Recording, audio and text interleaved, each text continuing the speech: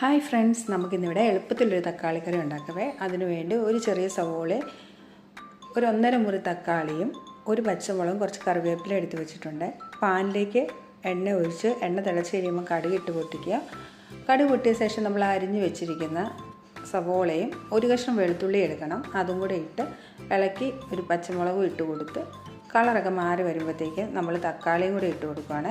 തക്കാളി ഒന്ന് ഇളക്കിയതിന് ശേഷം അതിൻ്റെ അകത്തേക്ക് ആവശ്യത്തിനുള്ള കറിവേപ്പിലയും 1/4 ടീസ്പൂൺ മഞ്ഞൾപ്പൊടിയും കൂടി ചേർത്ത് കൊടുത്ത് നന്നായിട്ട് വെന്തുടച്ചെടുക്കുന്നുണ്ട് കേട്ടോ. നല്ല പേസ്റ്റ് പരുവാകുമ്പോഴത്തേക്കിന് 1 ടേബിൾ സ്പൂൺ മല്ലിപ്പൊടിയും 1/2 ടേബിൾ സ്പൂൺ കാശ്മീരി ചില്ലി പൗഡറും കൂടി ഇട്ട് നന്നായിട്ട് ഇളക്കി ആവശ്യത്തിനുള്ള ഉപ്പും കൂടെ ഇട്ട് നല്ല പേസ്റ്റ് പരുവായി കഴിയുമ്പോൾ ആവശ്യത്തിനുള്ള വെള്ളവും കൂടെ ഒഴിക്കണേ. ഇത് നല്ല ടേസ്റ്റിയാണ്, എല്ലാവരും ഒന്ന് ട്രൈ ചെയ്യണം കേട്ടോ. വെള്ളം ഒഴിച്ച് നന്നായിട്ടൊന്ന് തിളച്ച് ഇത് കുറുകി വരുമ്പോൾ കുറച്ച് ഉപ്പ് കുറവായിട്ട് തോന്നി, കുറച്ച് ഉപ്പും കൂടെ ഞാൻ ചേർത്തിട്ടുണ്ട്. വേറെ പ്രത്യേകിച്ചൊന്നും വേണ്ട. അതേ നമ്മുടെ അടിപൊളി തക്കാളിക്കറി റെഡി ആയിട്ടുണ്ട്. Thank you for watching. എല്ലാവരും മസ്റ്റായിട്ടൊന്ന് ട്രൈ ചെയ്യണേ.